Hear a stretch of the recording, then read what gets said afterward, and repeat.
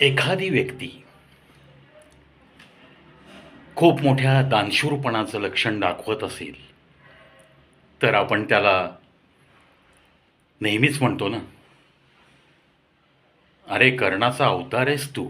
सध्याच्या युगातला दानशूर कर्णच तुला म्हणावं लागेल.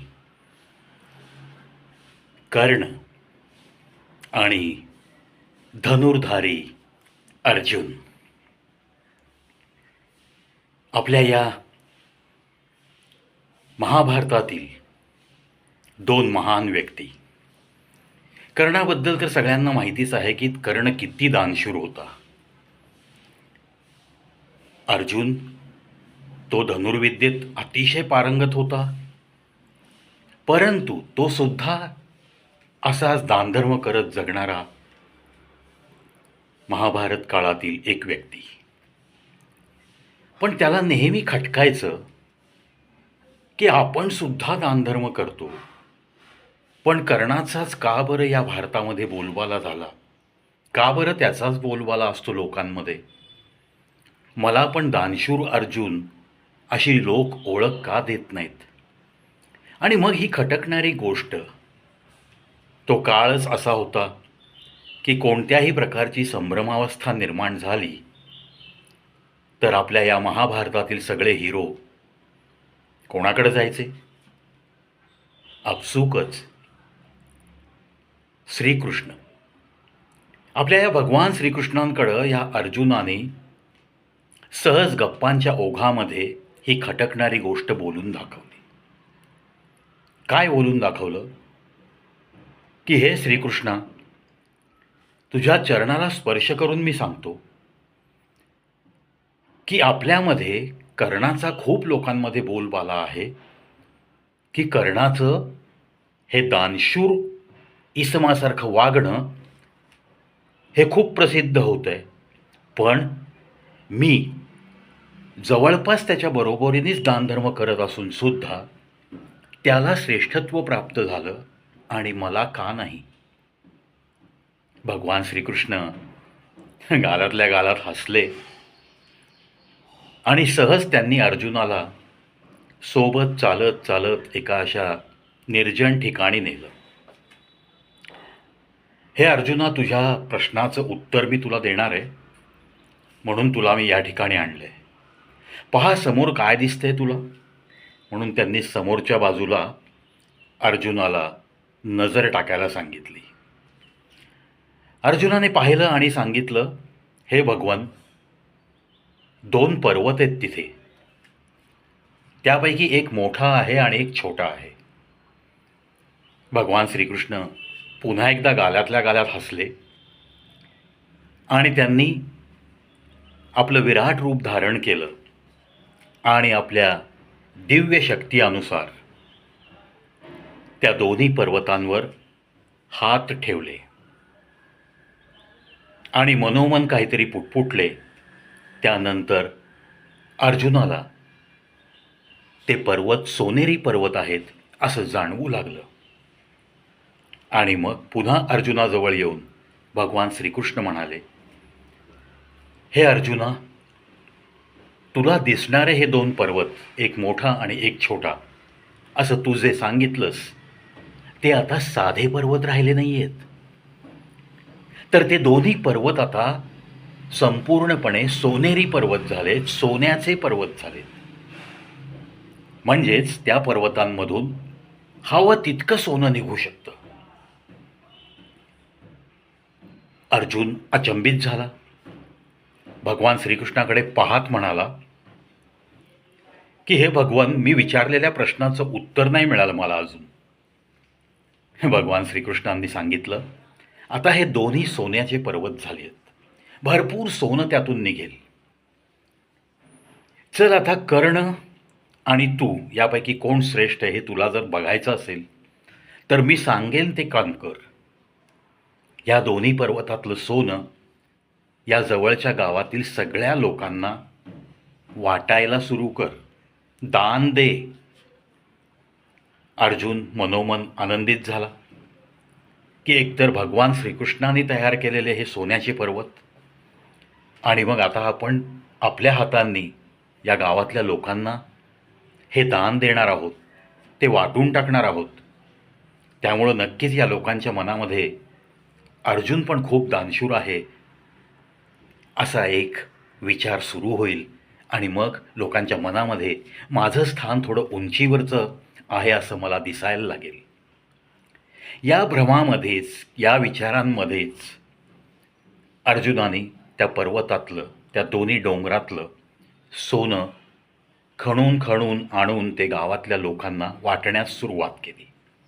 परंतु हे वाटत असताना अर्जुनाच्या मनात स्वतःची प्रशंसा व्हावी हा विचार सतत होता. आणि तोच व्यक्ती पुन्हा त्या गावातला सोनं नेण्यासाठी येतो का याच्यावर सुद्धा अर्जुनाचं लक्ष केंद्रित होतं. म्हणजे एखाद्याच व्यक्तीला 2-2 वेळा 3-3 वेळा सोनं जाऊ नये याच्यासाठी पण अर्जुन दान देताना सुद्धा दक्षता घेताना दिसला. आणि हे सगळं करता करता मग जो व्हायचा तोच परिणाम झाला. अर्जुन तसा थकून गेला आणि त्या डोंगरातलं सोनं काही संपायचं नाव घेईना. कारण भगवान श्रीकृष्णाने दिलेलं ते सत्पात्री दान होतं.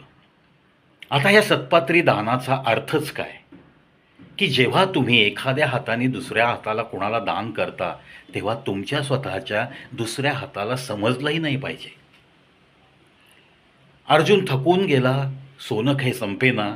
त्याने भगवान श्रीकृष्णाकडे माफी मागून सांगितलं की मला आता थोडा आराम करायची गरज आहे, आता तुम्ही हेच काम कर्णाला सांगा.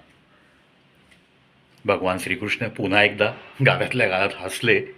ठीक आहे अर्जुना, तू आराम कर. आणि त्यांनी कर्णाला निरोप पाठवला. कर्ण तिथे हजर झाला. कर्णाला त्यांनी सेम समोर 2 डोंगर दिसत आहेत. कर्ण म्हणाला, हो, हे सगळे सोन्याचे डोंगर आहेत. हे तुला या आपल्या शेजारच्या गावात सगळ्यांना वाटप करायचे, दानधर्म करायचा आहे. कर्णाने होकारार्थी मान हलवली आणि कर्ण त्या गावात गेला.